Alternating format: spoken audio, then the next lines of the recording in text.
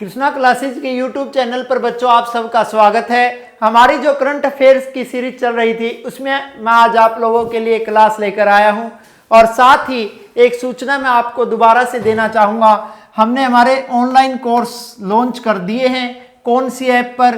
केसी online classes पर। कौन सी app पर बच्चों? केसी ऑनलाइन क्लासेज नाम की आप ऐप डाउनलोड कीजिए प्ले स्टोर से और उसमें हमारे द्वारा जो कोर्स शुरू किए हैं आप वो लोग देखिए कि आपके लिए कौन सा कोर्स आप से रिलेटेड है। क्लियर है? उसमें हमने HSSC का कोर्स लॉन्च किया है, दिल्ली पुलिस का कोर्स चल रहा है और उसके अलावा कौन सा कोर्स चल रहा है? एचटेट का कोर्स चल रहा है। तो अब बात करते हैं आज की करंट अफेयर्स की क्लास के पहले क्वेश्चन की। गुजरात में सी प्लेन सेवा का संचालन कौन सी कंपनी कर रही है? आप सबको पता है हाल ही में प्रधानमंत्री नरेंद्र मोदी के द्वारा जो सी प्लेन सेवा की शुरुआत की गई। कौन सी सेवा की शुरुआत की गई? सी प्लेन सेवा की। उसकी शुरुआत एयर इंडिया के द्वारा की गई या इंडियन एयरलाइंस या किंगफिशर या फिर स्पाइसजेट। तो आप जल्दी से कमेंट करके कमेंट बॉक्स में इस क्वेश्चन का सही जवाब बताएं कि इस क्वेश्चन का सही आंसर क्या है। तो हमारा इसका सही आंसर क्या है बच्चों? स्पाइसजेट। यह स्पाइस जेट का आपने नाम सुना होगा। स्पाइस जेट की एक सब्सिडरी कंपनी है और स्पाइस जेट की सब्सिडरी कंपनी कौन सी है? स्पाइसजेट। और स्पाइसजेट कंपनी के द्वारा ही सी प्लेन सेवा की शुरुआत की गई। कहां पे की गई? गुजरात। जो ये सी प्लेन चलेगा बच्चों ये कहां से कहां तक चलेगा? साबरमती से लेकर किसके बीच चलेगा? अहमदाबाद के बीच। यानी जो ये 45 मिनट की यह दूरी तय की जाएगी। अब किसके द्वारा तय की जाएगी? सी प्लेन के द्वारा तय की जाएगी। इस सेवा की जो शुरुआत की गई कब की गई? 31 अक्टूबर को। कब की गई? 31 अक्टूबर को। इस सेवा की शुरुआत की देश के प्रधानमंत्री नरेंद्र मोदी ने।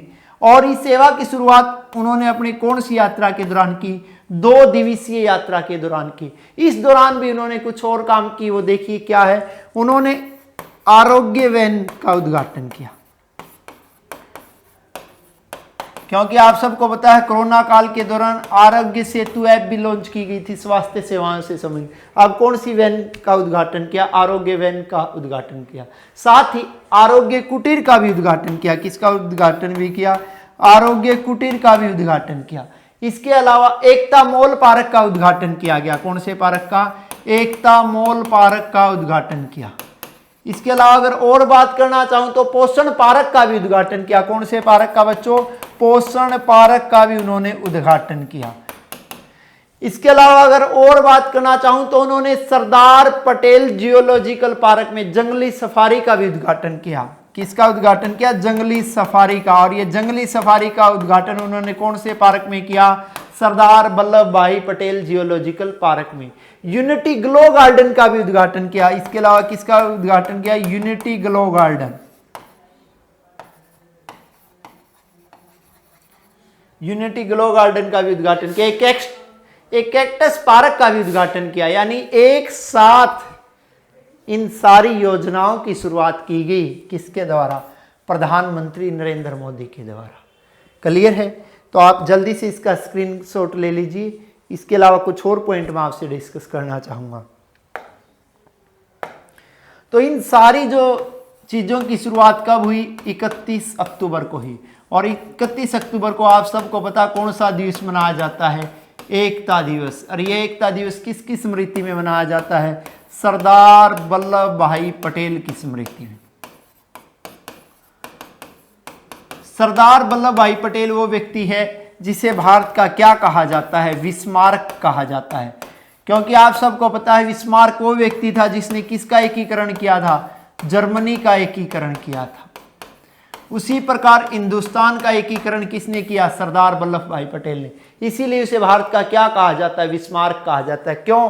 क्योंकि जब 1947 में हम आजाद हुए तो भारत कितनी रियासतों में बटा हुआ था? 552। कई जगह आपको 565 मिल सकती है, लेकिन इसका एक्यूरेट डाटा 552 है। तो इन 552 में से उन्होंने एक कर ली थी, कितनी रियासतें एक कर ली थी? 549 रियासतें एक कर ली थी। अंत में कितनी रियासतें बची थी? 3। और 3 रियासतें वो कौन सी बची थी? एक बची थी आपकी जम्मू एंड कश्मीर की रियासत, जिसे हिंदुस्तान में मिला लिया गया विलय पत्र के द्वारा। एक बची थी जूनागढ़ की रियासत, जिसे हिंदुस्तान में मिला लिया गया जनमत संग्रह के द्वारा। और तीसरी बची थी हैदराबाद की रियासत, जिसे हिंदुस्तान में मिला लिया गया पुलिस कार्रवाई के द्वारा। इसके अलावा सरदार वल्लभ भाई पटेल हिंदुस्तान के पहले क्या थे? उप प्रधानमंत्री भी थे। इसके अलावा ये हिंदुस्तान के पहले गृह मंत्री भी थे। इसके अलावा 1928 में इन्होंने कौन सा आंदोलन शुरू किया था? बारदोली सत्याग्रह। यानी जब बारदोली में अंग्रेजों ने टैक्स की दर 6.3% से बढ़ाकर कितने परसेंट कर दी? 30% कर दी। तब बारदोली की महिलाओं को साथ लेकर गुजरात में बारदोली सत्याग्रह की शुरुआत की थी वल्लभ भाई पटेल ने। और इसी आंदोलन की सफलता से खुश होकर बारदोली की महिलाओं की तरफ से महात्मा गांधी ने उन्हें किसकी उपाधि दी थी? सरदार की उपाधि दी थी। किसकी उपाधि दी थी बच्चों? सरदार की उपाधि दी थी। क्लियर है? तो अब मैं आपको स्क्रीन पर सी प्लेन का ये डेमो दिखा देता हूं। ये है वो सी प्लेन जिसकी शुरुआत की गई, किसके द्वारा शुरुआत की गई? प्रधानमंत्री नरेंद्र मोदी के द्वारा। और कौन सी कंपनी इसका संचालन करेगी? स्पाइसटल इसका संचालन करेगी। नेक्स्ट क्वेश्चन, हाल ही में भारत ने किस देश से स्वास्थ्य एवं चिकित्सा क्षेत्र में सहयोग हेतु समझौता किया है? हमारे ऑप्शन है वियतनाम, कंबोडिया, लाओस, सिंगापुर। जल्दी से कमेंट बॉक्स में कमेंट करके इस क्वेश्चन का सही जवाब आप लोग बताएं कि इस क्वेश्चन का सही आंसर क्या है। तो हमारा इसका सही आंसर बच्चों क्या है? कंबोडिया। यह समझौता जो हमने किया है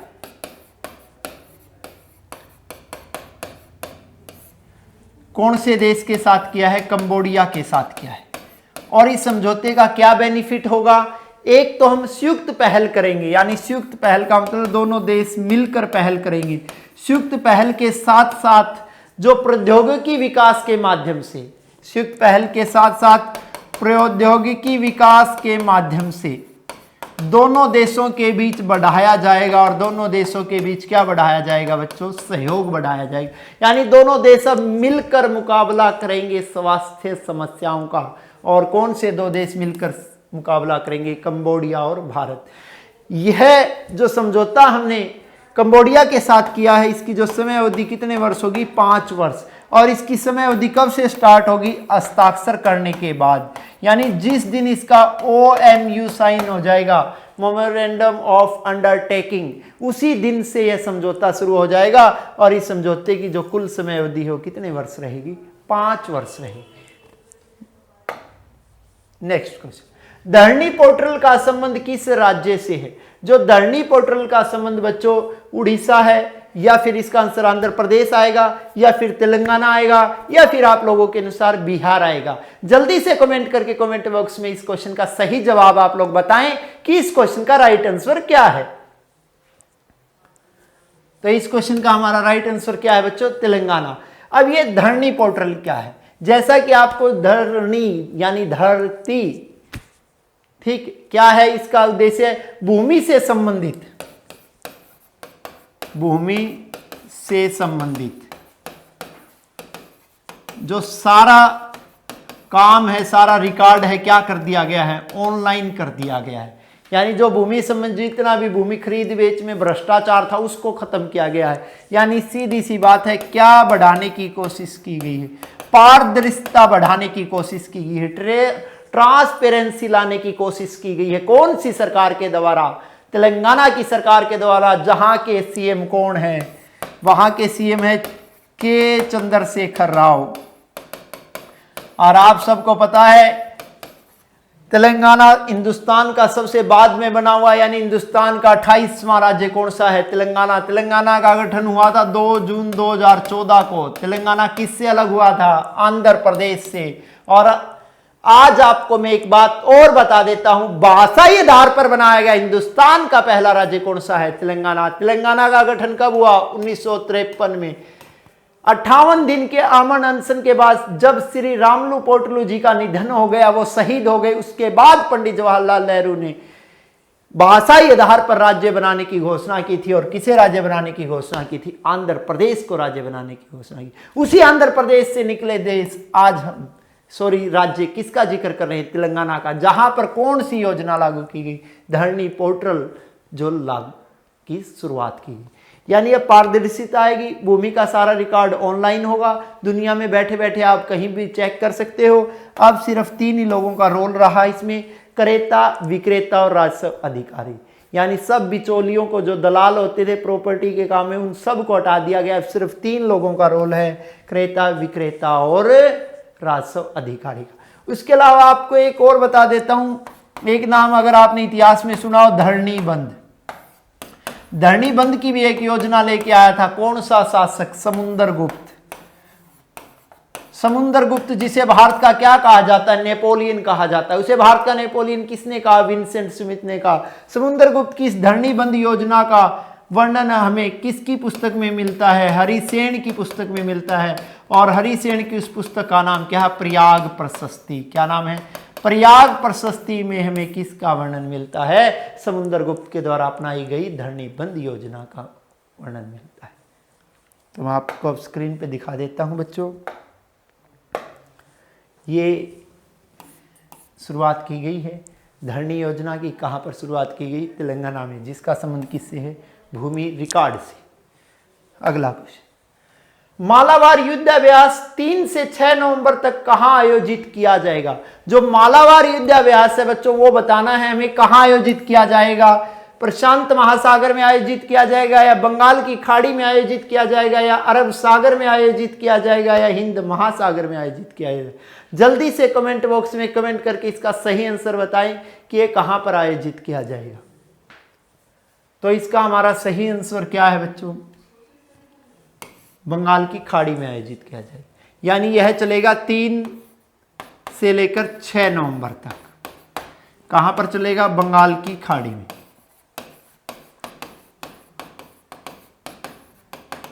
क्लियर है? और यह कैसा युद्धाभ्यास है? एक नौसैनिक युद्धाभ्यास है।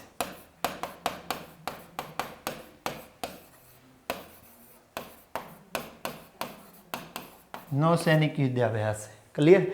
इसमें 4 देश शामिल है, या यूं कह सकते इसमें कवाड़ देश शामिल है, क्योंकि आप सबको पता है कवाड़ भी कितने देशों का समूह है? 4 देशों का समूह है। वो 4 देश कौन कौन से है? भारत, यूएसए, ऑस्ट्रेलिया और जापान। यानी इन 4 देशों के समूह को ही क्या बोला जाता है? कवाड़ बोला जाता है। और कवाड़ देशों के बीच होने जा रहा है कौन सा युद्धाभ्यास? मालाबार युद्धाभ्यास। कहां पर होने जा रहा है? बंगाल की खाड़ी में होने जा रहा है। यह इसका पहला चरण है दोस्तों। जो दूसरा चरण होगा, यानी जो सेकंड चरण होगा, वो कब से कब तक होगा? वो होगा 17 नवंबर से लेकर 20 नवंबर तक। कब से कब तक?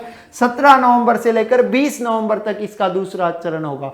इस मालाबार युद्धाभ्यास की अगर मैं बात करना चाहूं तो इसकी शुरुआत हुई थी 1992 में। कब हुई थी? 1992 में। जब 1992 में इस युद्धाभ्यास की शुरुआत हुई तो यकीन 2 देशों के बीच हुआ था, भारत और यूएसए के बीच। किस किस के बीच हुआ था?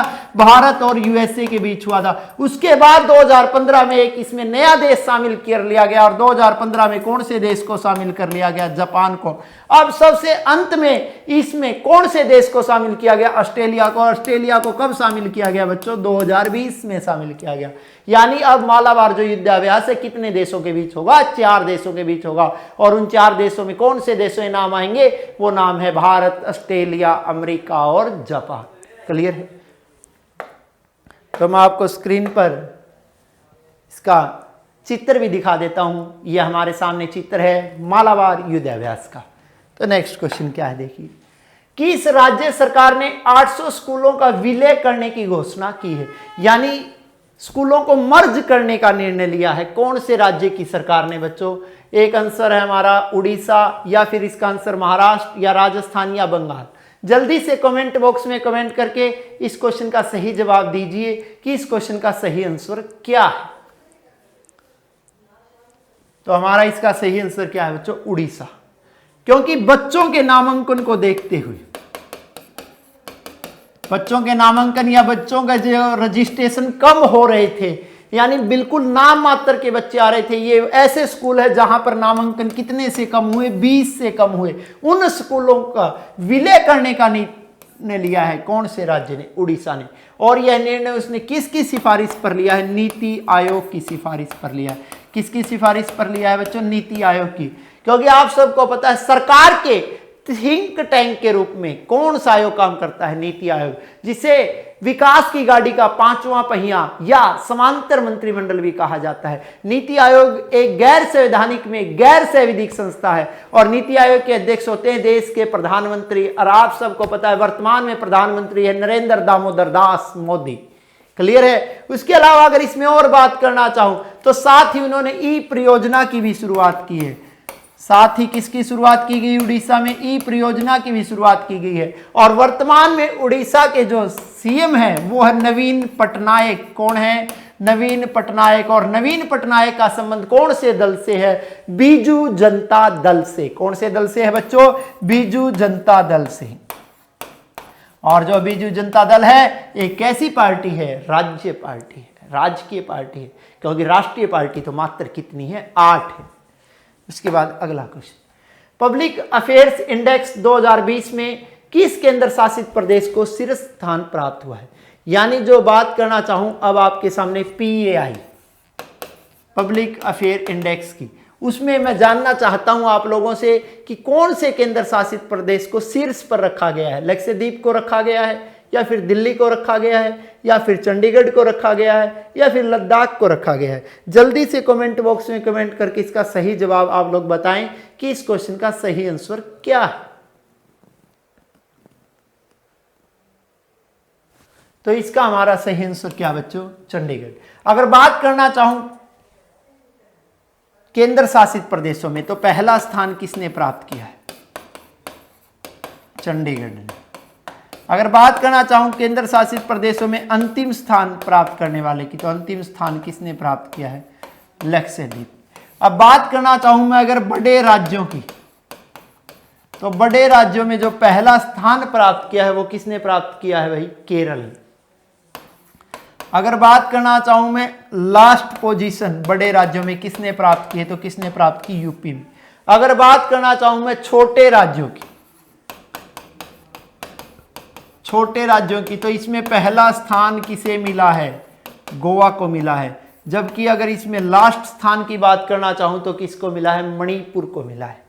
किसको मिला है बच्चों? मणिपुर को मिला है।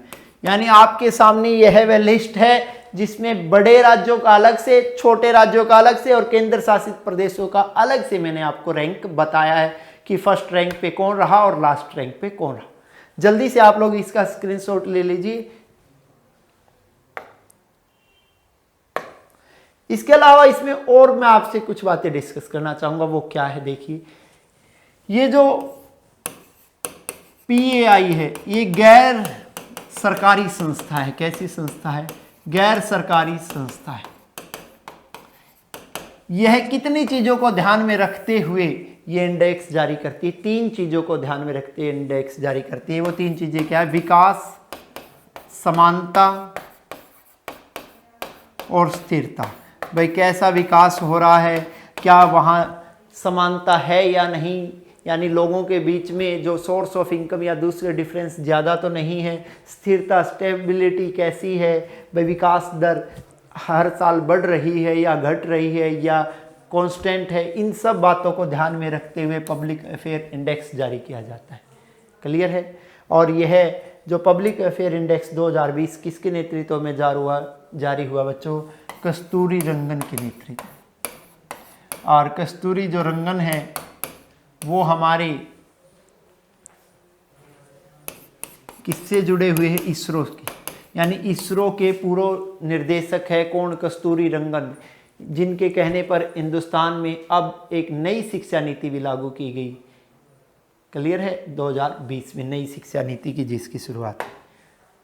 तो ये है PAI का logo, public affairs index. Next question क्या है? यूनेस्को ने मैन एंड द बायोस्फीयर कार्यक्रम में भारत के किस टाइगर रिजर्व को शामिल किया है? राजाजी टाइगर रिजर्व को किया है, या कान्हा टाइगर रिजर्व को किया है, या फिर पन्ना टाइगर रिजर्व किया है, या फिर अमनगढ़ टाइगर रिजर्व को किया है? जल्दी से कमेंट करके बताएं कि इस क्वेश्चन का हमारा सही जवाब क्या है। तो इसका बच्चों हमारा सही जवाब क्या है? पन्ना टाइगर रिजर्व, जो यूनेस्को ने इस सूची में वर्ल्ड के मात्र कितने टाइगर रिजर्व शामिल किए हैं? 12 टाइगर रिजर्व शामिल किए हैं। अगर बात करना चाहूं मैं पहले टाइगर रिजर्व की, तो पहला टाइगर रिजर्व कौन सा था? नीलगिरी टाइगर रिजर्व था। अगर बात करना चाहूं मैं अंतिम टाइगर रिजर्व की, तो आपके सामने स्क्रीन पर साफ साफ आपको दिखाई दे रहा होगा, पन्ना टाइगर रिजर्व। यह है पन्ना टाइगर रिजर्व, जिसे 1981 में नेशनल पार्क का दर्जा दिया गया। इसे 1981 में किसका दर्जा दिया गया? एनपी यानी नेशनल पार्क का दर्जा दिया गया। और 1994 में इसे क्या घोषित कर दिया गया बच्चों? टाइगर रिजर्व घोषित कर दिया। क्या घोषित कर दिया गया? टाइगर रिजर्व घोषित कर दिया गया। अगर बात करना चाहूं तो हिंदुस्तान में जो सबसे ज्यादा टाइगर है वो कहां पर है? एमपी में।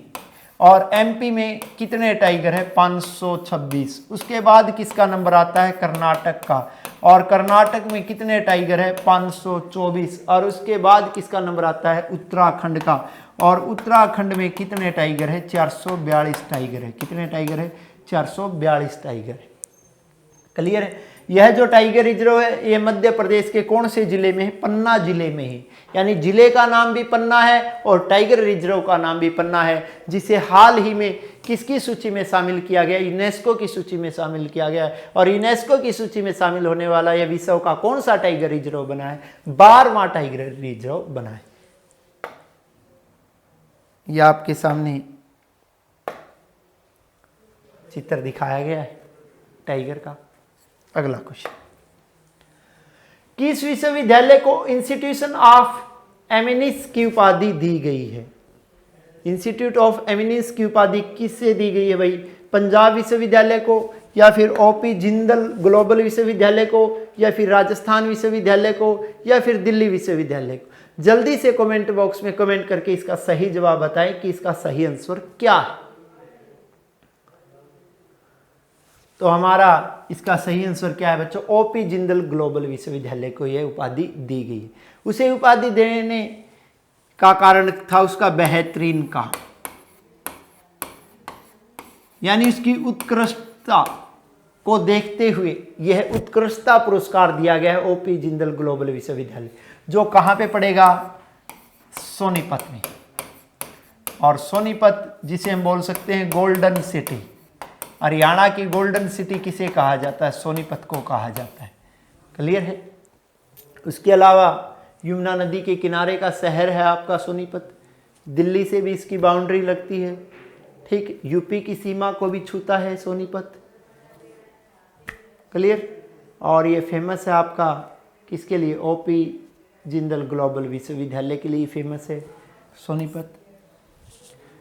अब इसमें और बात मैं आपसे करना चाहूँगा, तो इसमें और बातें क्या है? इस जो पुरस्कार की शुरुआत है वो कब की गई बच्चों? 2016 में की गई। पुरस्कार की शुरुआत कब की गई? 2016 में। जो इस पुरस्कार की जो घोषणा की थी वो घोषणा कौन से मंत्रालय ने की थी? वित्त मंत्रालय ने। कौन से मंत्रालय ने की थी? वित्त मंत्रालय ने। जबकि दिया किसके द्वारा जाता है? यूजीसी के द्वारा, यानी university grant commission. University grant commission आप सबको पता है एक कैसी संस्था है? गैर संवैधानिक में गैर संवैधानिक संस्था है। कौन सी? University grant commission. इसका हमारे संविधान में कोई भी वर्णन नहीं है। और उसी ने यह उत्कृष्टता पुरस्कार किसे दिया है? ओपी जिंदल ग्लोबल विश्वविद्यालय को दिया है। किस कारण दिया है? इंस्टीट्यूशन ऑफ एमिनेंस के लिए दिया है।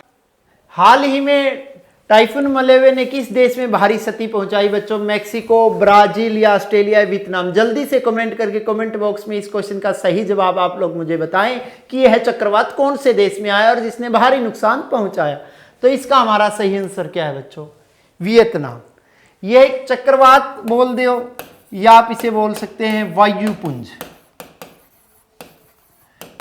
यह यूं चलता है, इसीलिए क्या कहलाता है? वायुपुंज कहलाता है। आपने गांव में कई बार हमने चलते भी देखा होगा, इस तरह के छोटे होते हैं वो वायुपुंज। तो इसमें क्या होता है, जो उच्च वायु दाब से वायु किसकी ओर आती है? निम्न वायु दाब की ओर आती है। उच्च वायु दाब से वायु किसकी ओर आती है? निम्न वायु दाब की ओर आती है, और इसी को हम क्या बोलते हैं? चक्रवात बोलते हैं। क्या बोलते हैं? चक्रवात। ये कैसा चक्रवात था? ये एक उष्णकटिबंधीय चक्रवात था। कैसा चक्रवात था बच्चों? उष्णकटिबंधीय चक्रवात था। और यह उष्णकटिबंधीय चक्रवात कौन से देश में है? वियतनाम में है। इसके अलावा अगर बात करना चाहूं अटलांटिक महासागर में,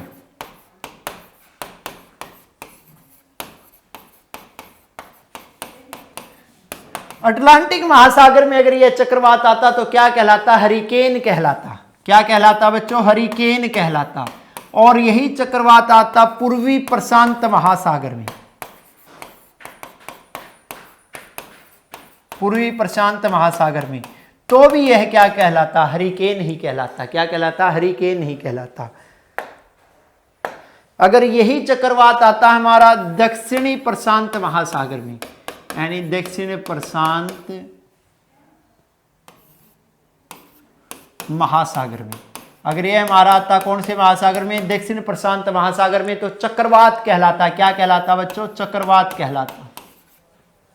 यह आता अगर हमारा हिंद महासागर में, तो भी क्या कहलाता? चक्रवात ही कहलाता।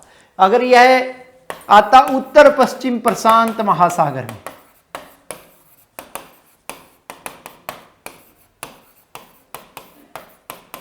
तो उत्तर पश्चिम प्रशांत महासागर में अगर यह आता तो क्या कहलाता? टाइफून कहलाता। क्या कहलाता बच्चों? टाइफून कहलाता। यानी अलग अलग जगह पर इसे चक्रवात को अलग अलग नाम से पुकारा जाता है। और किन नामों से पुकारा जाता है, आज इस क्वेश्चन में वो नाम हम डिस्कस कर चुके हैं। तो अब आपको मैं स्क्रीन पर ये लोगो दिखा रहा हूं चक्रवात का। इस तरह का दृश्य हो जाता है जब क्या आता है? चक्रवात आता है। तो अगला क्वेश्चन क्या है देखिए, सरल पावर योजना की शुरुआत किस मंत्रालय ने की?